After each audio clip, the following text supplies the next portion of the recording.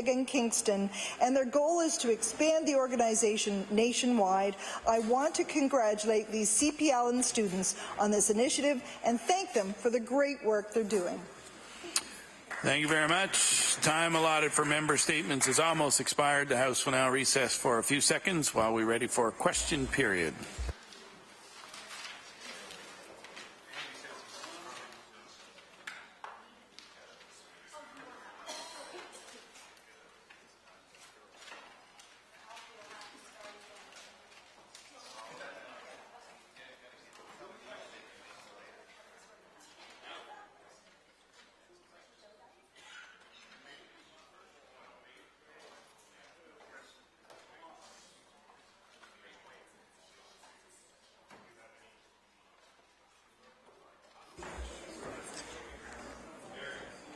Order, please. We'll now move on to oral questions put by members to ministers. The Honourable Leader of the Official Opposition.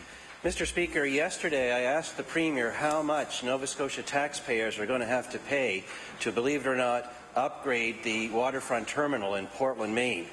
The Premier didn't answer that question, so I'm going to try that simple question again today. Mr. Speaker, I'd like to ask the Premier how much are Nova Scotia taxpayers going to pay to upgrade the terminal in Portland, Maine? The Honourable Premier. Mr. Speaker, I want to thank the Honourable Member for the question. I want to thank the Minister of Transportation for tremendous work he's been doing on behalf of the citizens of Nova Scotia to ensure that we have that international link. Working with our partner, a long-standing partner that's worked with successive governments in the province of Bay Ferries. We're looking forward to that connection starting. We're looking forward to welcoming our American visitors, and we're looking forward, Mr. Speaker, for a tourism season that will surpass last year's positive season. The Honourable Leader of the Official Opposition. Well, I see we're no farther ahead today in getting that answer, Mr. Speaker. Nobody's looking forward to the season more than the people of Portland, Maine, because their downtown is going to get upgraded at the expense of the taxpayers of Nova Scotia. This government's learned nothing, Mr. Speaker, from the last bad ferry deal. They signed an even worse one. And I'll give you an example, Mr. Speaker. The list of eligible expenses that the taxpayers are going to be expected to cover includes the winter layup costs for the new boat, and I'll table that, Mr. Speaker. I'd like to ask the Premier why he expects the taxpayers of Nova Scotia to pay for a boat for 12 months when we only get 4 months of service. The Honourable Premier. Mr. Speaker, I want to thank the Honourable Member for the question again. I want to thank Bay Ferries for working with the province. Mr. Speaker, they've operated that ferry service for a number of decades before the changes that took place in 2009, 10, 11. Mr. Speaker, they do a tremendous job operating the ferry from Digby to St. John's. We're continuing to look forward to them. We're continuing to see a positive season of tourism across the province. I want to thank those tourism operators who continue to stick with the government to make sure that we continue to drive the economy, not only of southwestern Nova Scotia, but indeed across the country. And furthermore, Mr. Speaker, I want to thank them for having the courage to invest in their tourism operations so that when those American visitors come, they can continue to see not only the general beauty of this province, but to see top quality accommodations. The Honourable Leader of the Official Opposition. Well, I guess, Mr. Speaker, the taxpayers are just supposed to pay. Premier will even tell them how much. They're just an open checkbook as far as he's concerned, as long as it saves the seat in Yarmouth, Mr. Speaker. Let's just call it what it is. Taxpayers have to pay. Won't even answer the question how much, Mr. Speaker. What kind of deal is that? It's a very bad deal.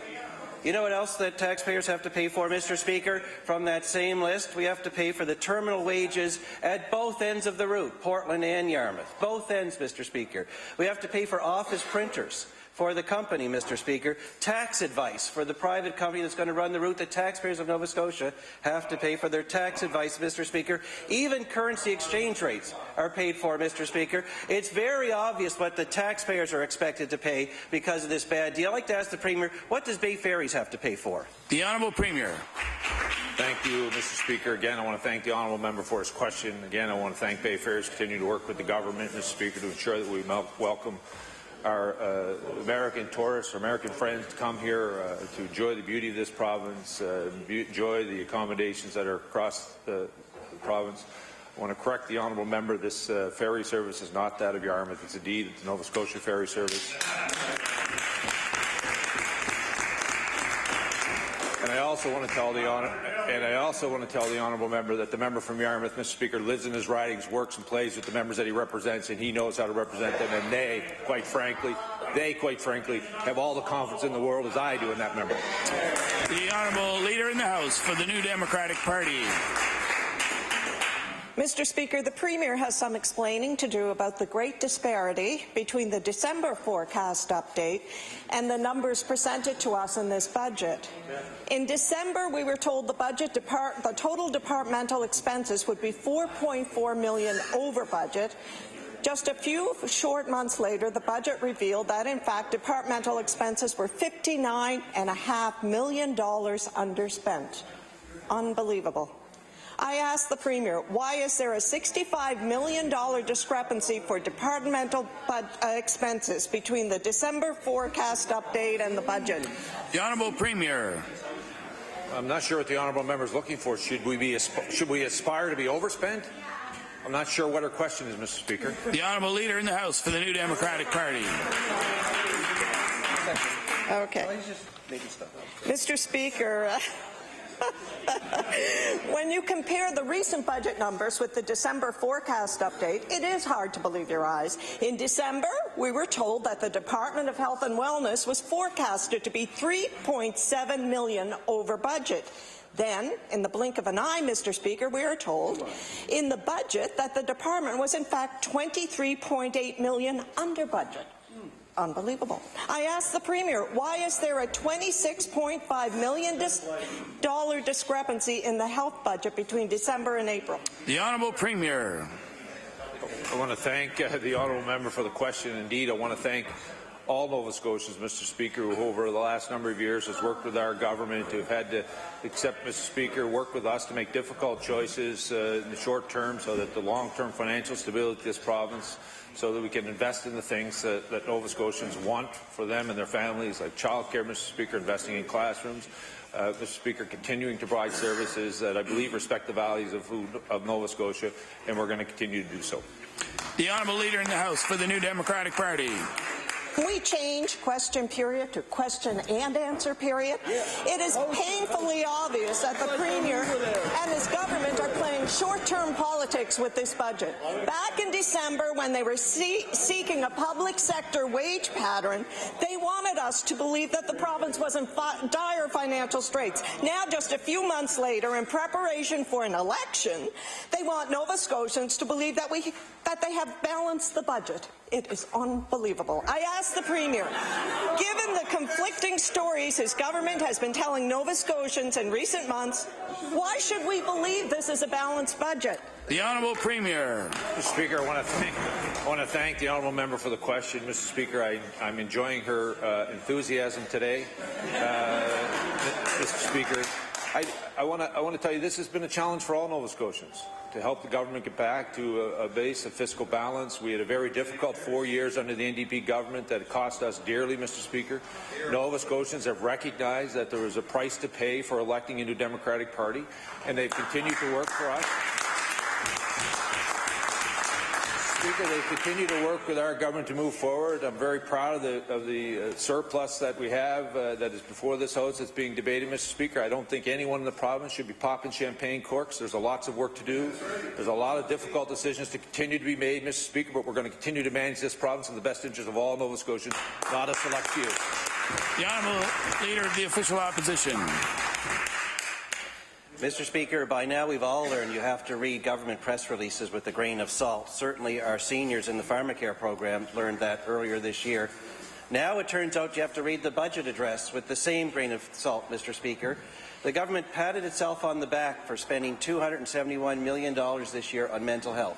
What they didn't tell us was that's no more money than last year, Mr. Speaker. In fact, it's a 0.4% increase, and that's after accounting for the new EIVI program, Mr. Speaker. I'd like to ask the Premier, why not just be upfront with Nova Scotians and tell them that there's no new funding for mental health in the budget? The Honourable Premier. Speaker, I want to thank the honourable member for the question. I'm very proud of the fact that I continue to have a conversation with Nova Scotians, being direct and honest about the challenges this province faces, and I want to continue to thank them for working with our government to continue to try to provide the service across this province. I want to thank the Minister of Health for working with community organizations and communities across this province to provide support and excerpts for those families that require assistance. Thank the Minister of Education for the tremendous work that's taking place in our education system across this province, early identification, Mr. Speaker. And I want to thank all members of all Nova Scotians, Mr. Speaker, continue to believe in our government and continue to work with us so that we continue to move this province forward. The Honourable Leader of the Official Opposition. Oh, Mr. Speaker, we are so far beyond the time to just have a conversation about mental health. Mr. Speaker, there are real needs out there. It's not just a budget, these are lives. Mr. Speaker, we have people that go to the emergency room and then get sent home because they can't deal with them. We have people that call the crisis line when they're in crisis, Mr. Speaker, and they're told they have to wait 3 months to see a psychologist. We're far past time for conversations. Nova Scotians want to see real action in mental health care, Mr. Speaker, so I'd like to ask the Premier, why didn't his government make mental health service a bigger priority in this budget? The Honourable Premier. Speaker, I want to thank the Honourable Member for the question. I want to continue to encourage him to continue the debate and read the document. I think the Minister of Health is up today. He'll be able to explain our budget estimates, the investments we've made in the Department of Health. I know the Minister of Education was up in the Red Chamber talking about the great investments we did in early intervention, Mr. Speaker, and the work we're doing in our education system for early identification of mental health issues, working with clinicians across this province, Mr. Speaker, the experts, and how we deliver mental health services to this province. This is not a question of standing still, Mr. Speaker. This is delivering supports for families, and we're going to continue to work with our clinicians and families across this province to ensure they get the supports they need. The Honourable Leader in the House for the New Democratic Party. Mr. Speaker, we know that the Department of Community Services has suspended the use of all hair strand drug testing in child protection cases because it has been proven to be unreliable. We also know that the department has refused to open up closed cases where this same testing was used. Mr. Speaker, Ontario and New Brunswick have already begun the review of closed cases. Nova Scotia stands alone in our refusal to automatically review cases that use this unreliable testing. Mr. Speaker, does the Minister of Justice believe that it is just and acceptable to not automatically review cases where unreliable testing methods were used? The Honourable Minister of Justice. She's not here. Yeah, thank you very much, Mr. Speaker. Our Minister of Community Services would be better able to answer that question, I believe, today on the issue. The question has been asked, and I'd like to hear her second question. Thank you. The Honourable Leader in the House for the New Democratic Party. With all due respect, Mr. Speaker, it is clearly a justice issue when we are looking into reviewing cases, court cases. Mr. Speaker, yesterday during question period, the Minister of Community Services stated that hair strand testing is never the lone reason a child should be taken into care, and I will table that. That may be true about temporary care and custody orders, but not in terms of a permanent care and custody order. In my experience as a child welfare legal aid lawyer, I am aware of hair strand testing results being the determining factor in the final stage of a child welfare proceeding. Mr. Speaker, given that this hair strand testing actually can be a contributing factor in a permanent care and custody order, will the Minister of Justice commit today to a review of all child welfare cases that use faulty drug testing? The Honourable Minister of Justice. Thank you very much, Mr. Speaker. And I think it was important to note what the Minister said yesterday, that this is just one of the contributing circumstances that have been used in the child custody cases. So it's not the only one, or even perhaps the definitive one. It is one of a series of them, and I think that as we go forward, we'll be working closely with the Department of Community Services to consider if there is any need for further review. The Honourable Member for Kings North. Thank you, Mr. Speaker. Mr. Speaker, my question is for the Minister of Environment. In early March, the province ordered the owners of a construction and demolition waste disposal site in Kings County to remove the banned materials. Less than 2 weeks later, the Kentville Volunteer Fire Department was called to the site to put out a massive fire. The Volunteer Fire Department has since been saddled with the bill for putting this fire out, which is reportedly in excess of $40,000. The Department of Environment has informed them that they have no intention to pay this or cover this bill, and I will table that, Mr. Speaker. My question for the Minister is this. Has the Minister been made aware of this, and has she considered the impact such a bill would have on a volunteer fire department whose only job was to protect residents and extinguish the fire? The Honourable Minister of the Environment. Thank you, Mr. Speaker, and I thank the member opposite for the question. Actually, I'm very much aware of the situation, what's going on in Kings County. My inspectors were on site for quite a while and working with the Fire Marshal's office. It would be the Fire Marshal that would determine that my inspectors instructed that the fire had to be brought under control, or the site needed to be within compliance. As to that, further than that, it's up to the, we have a pollute or pay policy. It's up to the property owner to look after the cost of the fire service. The Honourable Member for Kings North. Thank the Minister for that answer. Mr. Speaker, volunteer fire departments are struggling as it is to keep members and funding together. This fire was not the fault of any volunteer agency, and as the Minister pointed out 2 weeks ago, her department was in charge of monitoring and inspecting the site going forward. My question for the Minister is this. Will the Minister meet directly with the Kentville Volunteer Fire Department and settle this issue so as not to unfairly impact this department? The Honourable Minister of the Environment. And thank the member opposite for the question again. Certainly, this is something we're very much aware of, and certainly recognize that volunteer fire departments provide a valuable service in our community. But if there's a fire in my property where I live, I'm responsible for the cost associated with that, or your insurance company is. You don't leave it up to a government department to look after that. Even though the Department of Environment officers, we were there to monitor the site, to see the progress that was taking place, but it's not up to a government department, it's not up to the taxpayers of this province to foot the bill for a fire in a private enterprise. Also, we would certainly be willing to meet with anybody to discuss anything and to bring our message forward. The Honourable House Leader for the Official Opposition. Thank you very much, Mr. Speaker. The Association of Psychologists of Nova Scotia brought forward an idea to help more people access mental health services. So my question is to the Minister of Health. But yesterday, the member for Cumberland North called the idea an accounting solution that, quote, misses the point, and I will table that from Hansard. So, Mr. Speaker, to the Minister, who is the Minister siding with? The member for Cumberland North or the mental health professionals who want to help more people than they can help today? The Honourable Minister of Health. Thank you very much, Mr. Speaker.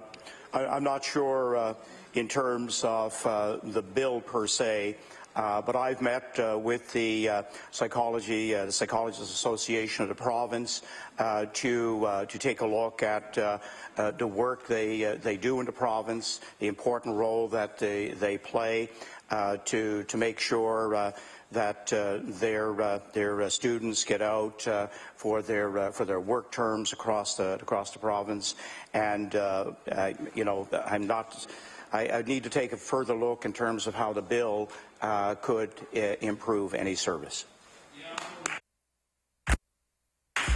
The Honourable House Leader for the Official Opposition. Mr. Speaker, the member for Cumberland North unfortunately yesterday took aim at a group of dedicated mental health professionals who sincerely want to help Nova Scotians and improve our broken system. When will the Minister stop taking policy advice from the member for Cumberland North and start listening to the strong, aware, competent professionals who work in the system? The Honourable Minister of Health. Thank you very much, Mr. Speaker. I just met with many people from the counseling therapists to psychologists to psychiatrists to our school counselors at the McCormick Academic Day. And I certainly took that occasion to applaud the tremendous work that they do right across the province, the work that the advisory group did in implementing the Together We Can strategy. We have a lot of tremendous work going on to improve the mental health of Nova Scotians from early years to senior years. The Honourable Member for Inverness. Speaker, a question for the Minister of Energy. I asked Minister of Business yesterday. He recommended asking Minister of Energy. In October, the United States International Trade Commission upheld a Department of Commerce decision to charge tariffs on imports for Port Hawkesbury paper. Port Hawkesbury Papers indicated they're going to file an appeal under the North American Free Trade Agreement. And we've heard the government is going to be supportive of that. That is good to hear. Can the minister update the House, respecting any needs for confidentiality, of this appeal and how the government is assisting Port Hawkesbury Paper? The Honourable Minister of Trade. Speaker, I'd like to refer this to the Minister of Business. No, I'm not. I'm just joking. No, I want to thank the member for the question. We've been working very closely with Port Hawkesbury Paper and very closely with our federal government. If you look back at the time frame of this, prior to the federal election, we were urging our federal counterparts to start the World Trade Organization process. Unfortunately, that fell on deaf ears, and we're a bit behind because of that. Once the new government was elected, Minister Freeland, at the earliest opportunity, started the appeal process through the World Trade Organization.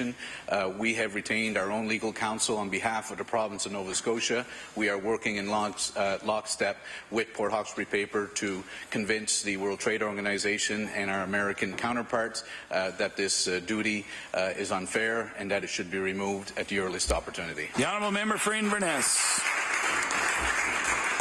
Mr. Speaker, lucky for us, the low Canadian dollar is helping to offset the impact of the tariff.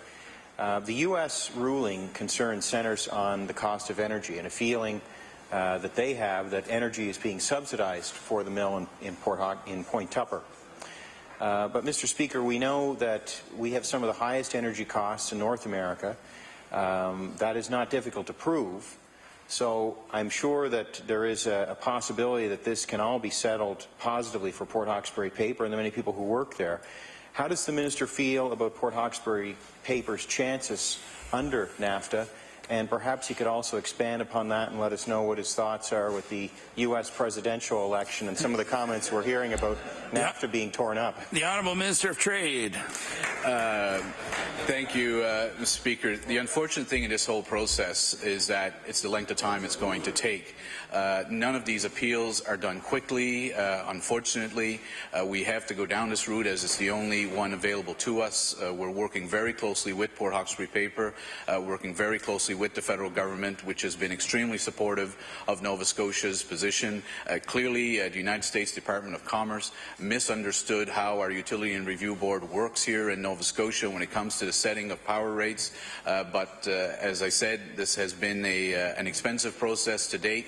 Not only for Port Hawkesbury Paper, taxpayers have been spending significant money on legal fees, and we will continue to defend Port Hawkesbury Paper's position and defend the position of the province of Nova Scotia. The Honourable Member for Dartmouth East. Thank you, Mr. Speaker. Zachary Janes is an 8-year-old student at École Bois-Joli with autism spectrum disorder. Last week he was issued an indefinite suspension because the school says they need the support of a full-time aide and a plan from the IWK for Zachary to be in school. Today the board upheld that suspension. Mr. Speaker, does the Minister of Education feel it's appropriate to suspend a student with autism because the school is under-resourced to meet the needs of that child? The Honourable Minister of Education. Thank you, Mr. Speaker, and thank you for the question. I'm certainly not prepared to discuss any particulars of that, but I will say that one of the things that is a priority for all of us in our schools is the safety not only of children who may be autistic, but every child in that school and every staff member who works there. And school boards work very hard to make sure that they have the supports in place to ensure that safety. In particular, with the supports that we give to students who have identified need, we certainly provide the board with funding to out of which they can hire teaching assistants, resource teachers, school psychologists, speech-language pathologists, and the board uses those dollars to make sure that they have the resources in place. The Honourable Member for Dartmouth East. Thank you, Mr. Speaker. Respectfully, we can't keep blaming the board for every issue that comes. Otherwise, I'm not sure why we have a Department of Education. Zachary has autism. He acts out when he gets anxious, and he more easily gets anxious without an aid. The school knows this, and Zachary's father, Greg Janes, is with us in the gallery today, and he's been told by the school that it's his responsibility to find an aid and to find the funding for an aid and to find a plan from the IWK. Since when did it become the parents' responsibilities to find support for their students in the school? And I will table the letter from the school, Mr. Speaker. Mr. Speaker, isn't it the responsibility of the school, the board, and the Department of Education to ensure that students have the resources they need to be in school when, in fact, children are required by law to be at class? The Honourable Minister of Education. Thank you, Mr. Speaker. And just to clarify, so that the member and others can clearly understand, I understand the circumstance. I understand that the family has been working with the school and the school board, but to get matters clear as to who does the funding, the department provides the funding to the boards make the decision how they use that funding to support every student in every class in every school. The Honourable Member for Truro, Bible Hill, Millbrook, Salmon River. Thank you, Mr. Speaker. On April 29th, I asked the minister responsible for NSBI to explain the 6-month delay with the Eastlink Fund. The minister replied that NSBI has been working with CRTC to complete the necessary certification.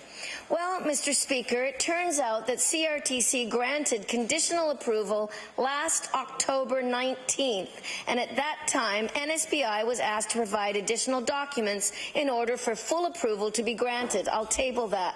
So can the minister please explain why CRTC's request of October 19th was ignored until April 2016? The Honourable Minister of Business. Thank you, Mr. Speaker. Mr. Speaker, NSBI continues to work with CRTC. I've indicated to my colleague, both in estimates and previous question period questions, that they anticipate that the appropriate procedures will be in place by the end of May, and at that time, able to take applications. The Honourable Member for Truro, Bible Hill, Millbrook, Salmon River.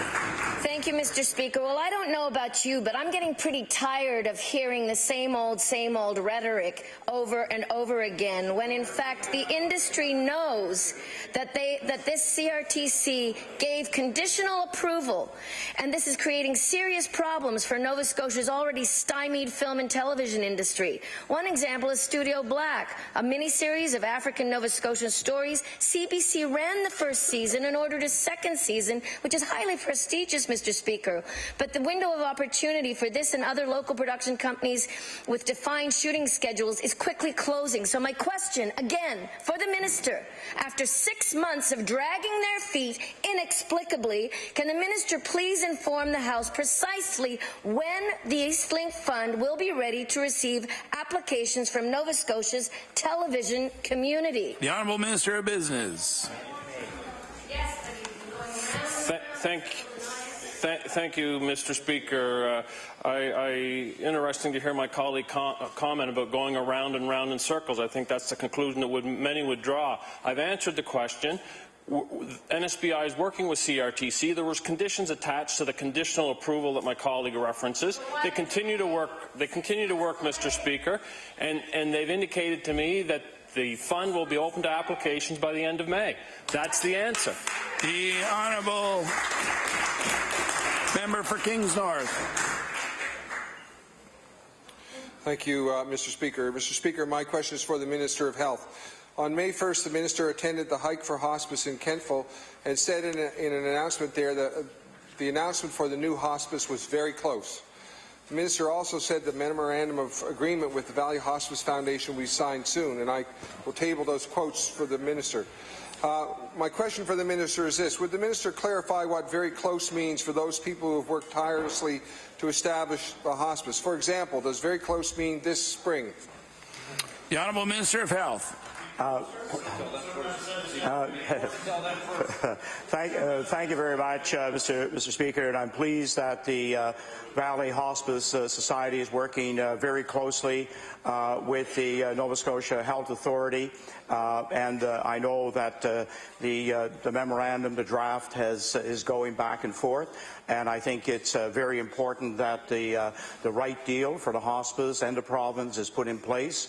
I think we have a signed deal with the Halifax Hospice, and it took some time to work out, but I think it's a great deal for the province and for Halifax Hospice. The Honourable Member for Kings North. Thank you, Mr. Speaker. One of the issues has been this MOU, which I understand there was an MOU signed a number of years ago with the District Health Authority, which was then dissolved. But at that time, we were under the understanding that MOU would be honoured. Will the minister now honour that MOU that was signed a number of years ago with the Health Authority? The Honourable Minister of Health. Thank you very much, Mr. Speaker, and I'm pleased to say that, in fact, it was the original memorandums of understanding with Valley Hospice and Halifax Hospice that are on the table and reaching a final conclusion, and that should happen very shortly. The Honourable House Leader for the Official Opposition. Thank you very much, Mr. Speaker.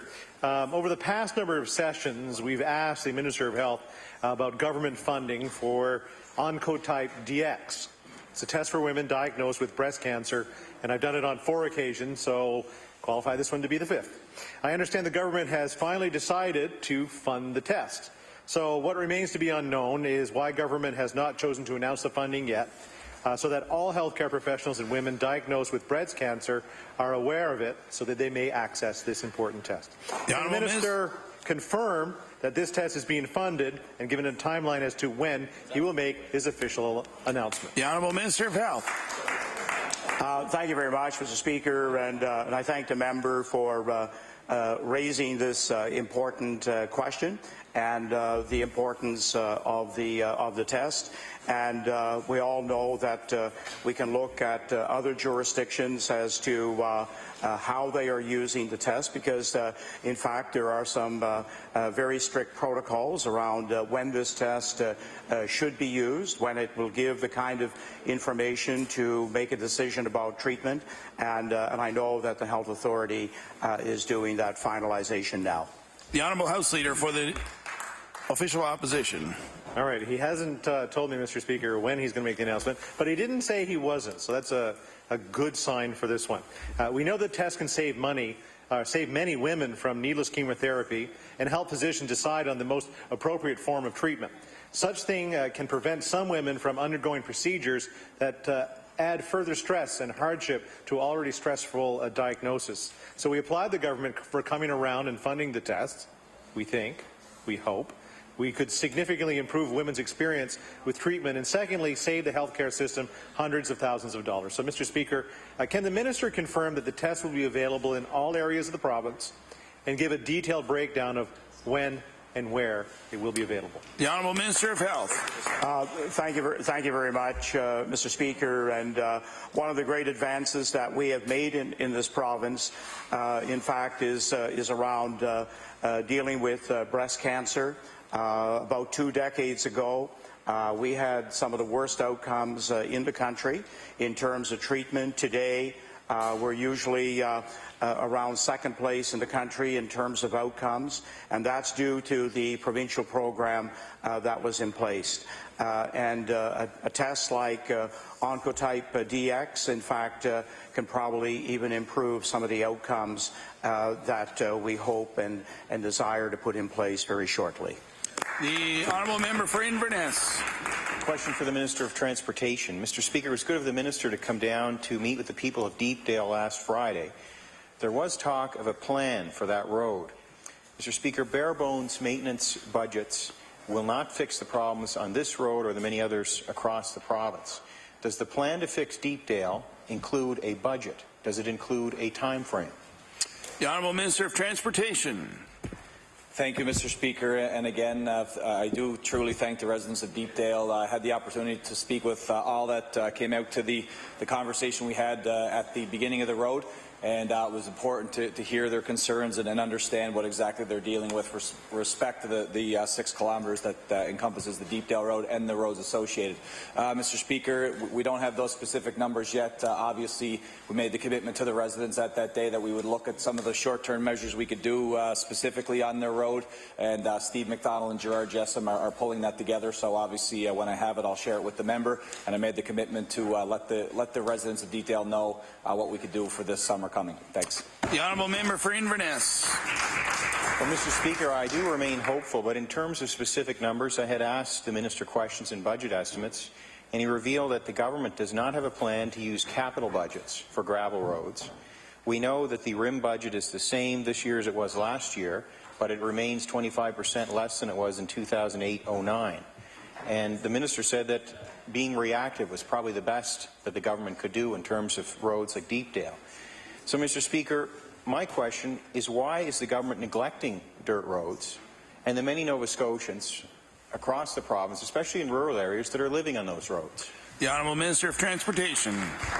Thank you, Mr. Speaker. And with respect to the capital allotment versus operational, what I had said was that that's never been accessed before. So it hasn't been our specific government. In fact, that's what the message was to the residents and to the member opposite in estimates, and many of the members from all sides of the House who had asked.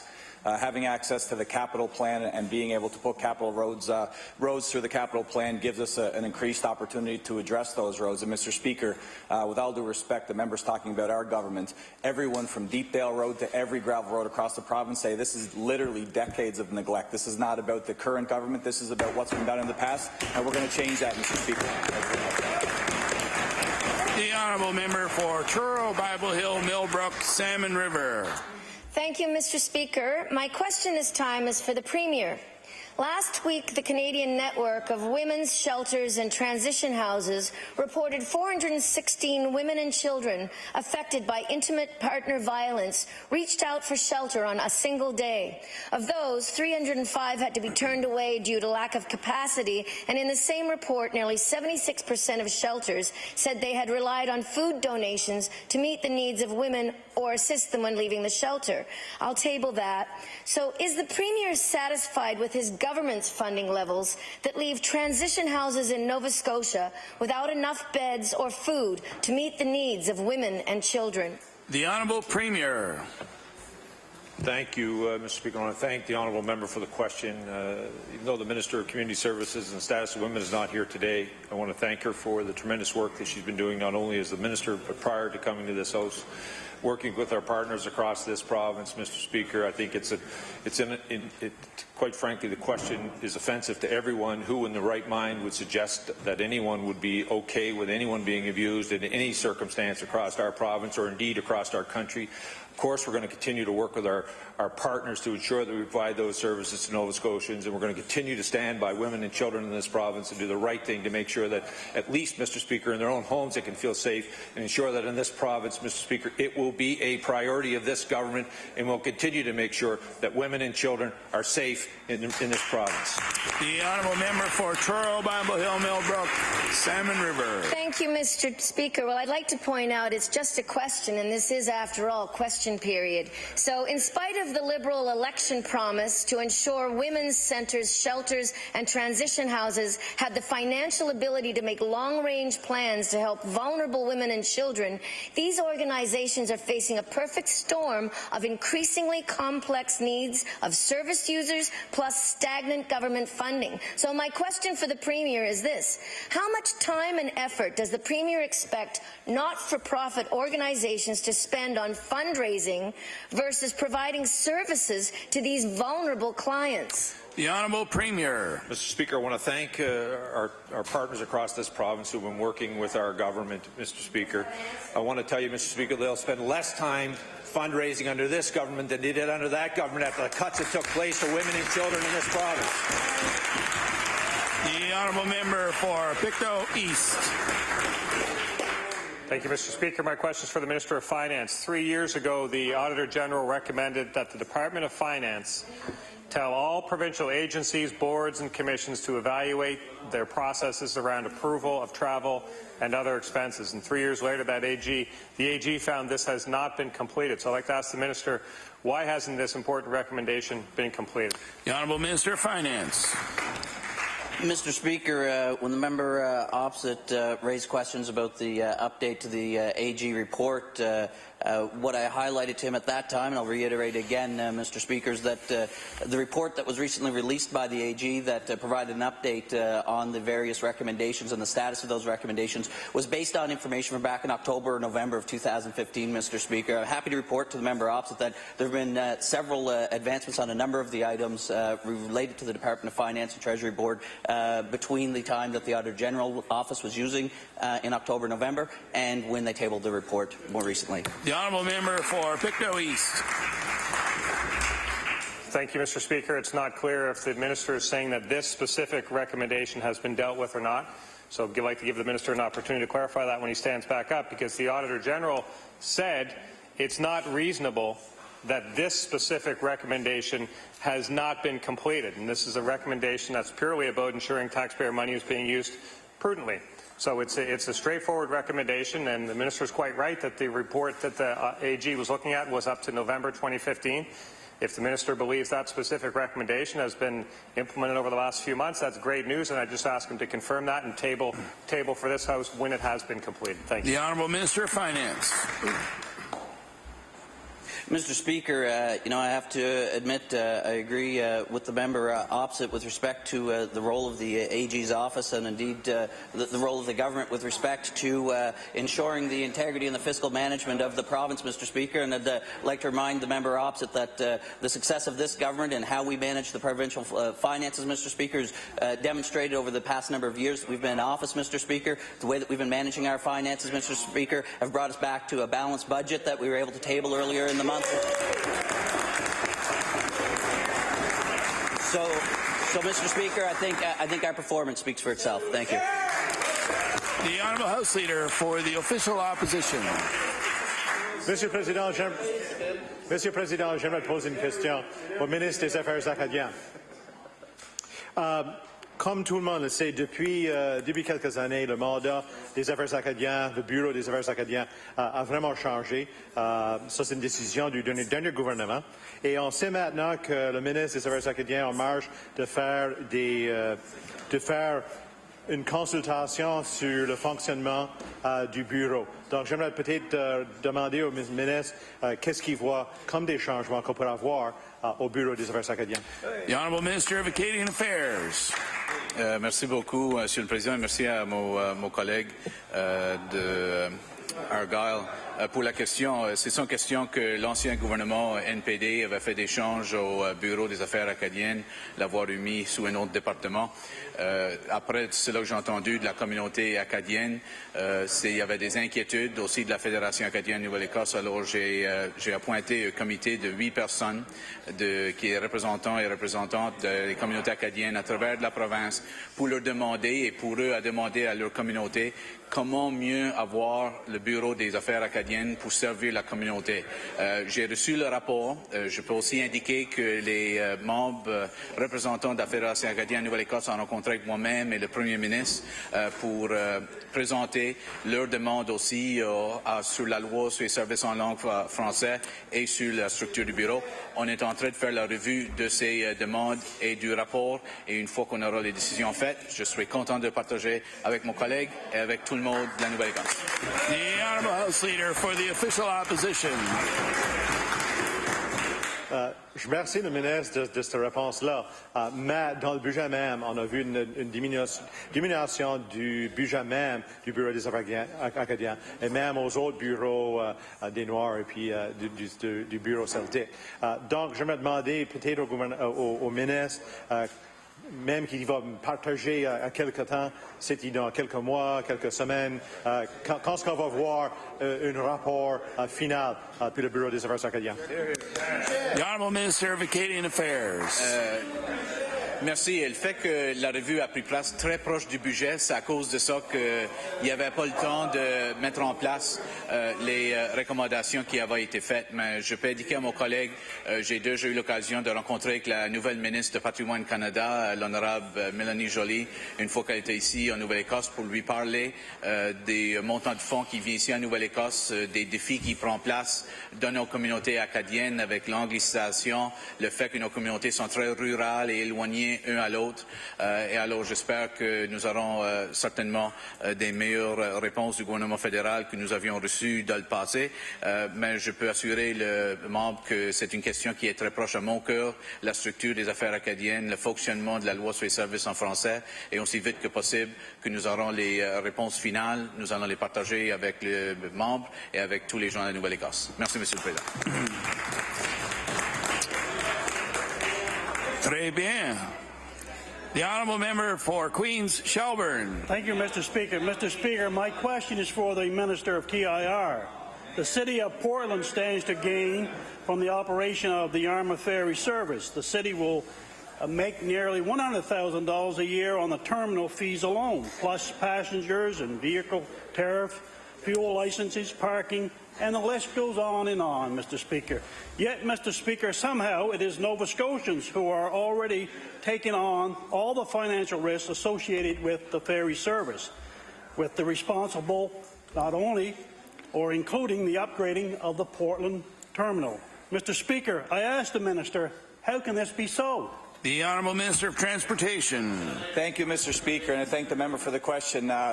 During estimates, a number of questions were back and forth from the member to myself, and during that time, he had said that he did support the ferry service, and we talked about the former Premier Darrell Dexter talking about how that was a significant mistake made at the cabinet table, of which that member was a part of. So, Mr. Speaker, I don't think I have to talk about the merits and the impact of his community, that region, the entire province, when the service was removed by his former government, Mr. Speaker.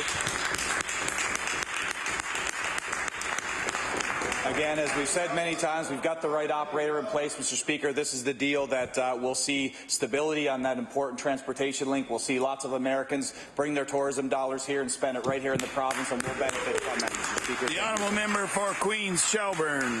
Well, thank you very much, Mr. Speaker, but apparently, again, yoga class must have been cancelled last night because I had the angry minister. Mr. Speaker, even though Nova Scotia is taking on all the risks, this government has decided to leave it to Bay Ferries to work out the agreement with the City of Portland, therefore negotiating on our behalf.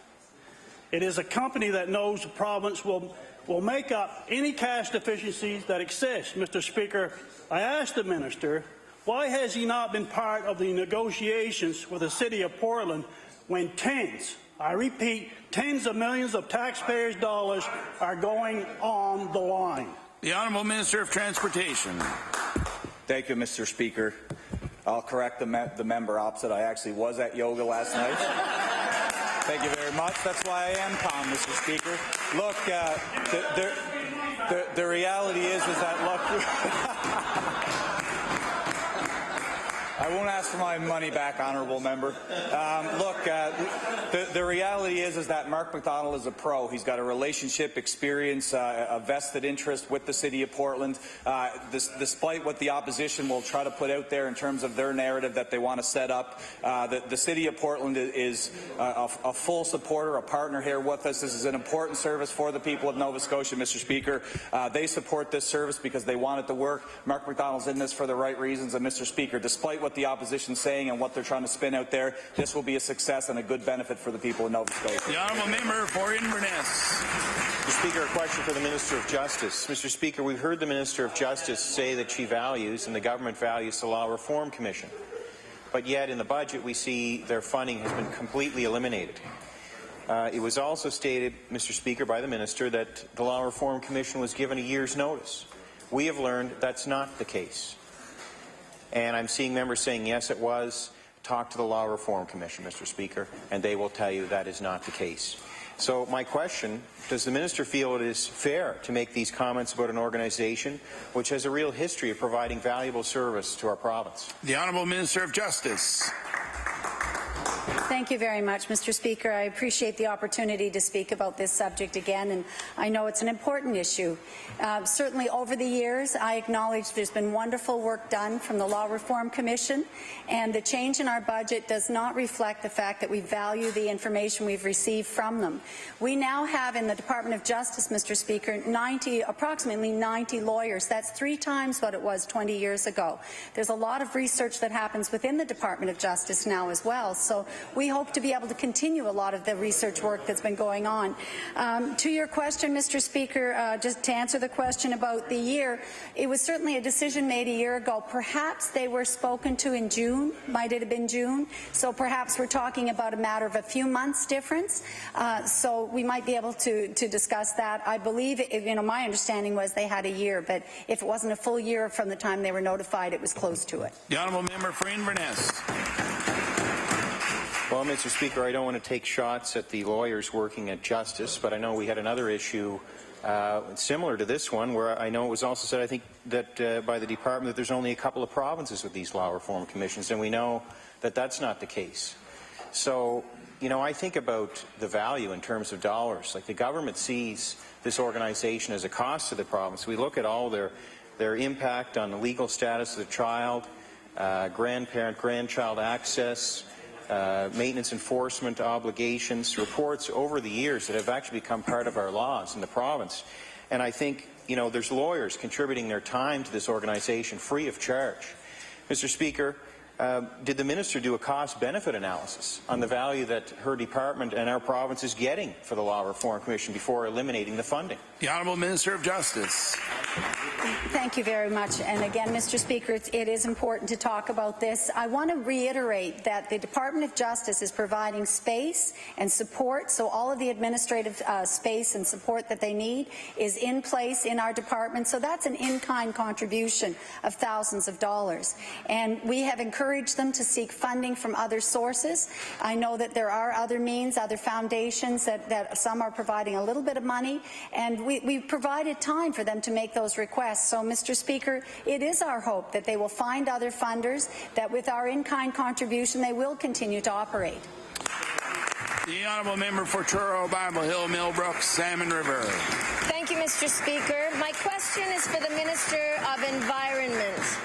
I know that the Premier made a promise to Nova Scotia to make Nova Scotia the most open and transparent province in Canada, yet when it comes to environmental policy, many Nova Scotians feel that meaningful citizen engagement is compromised by a lack of access to information.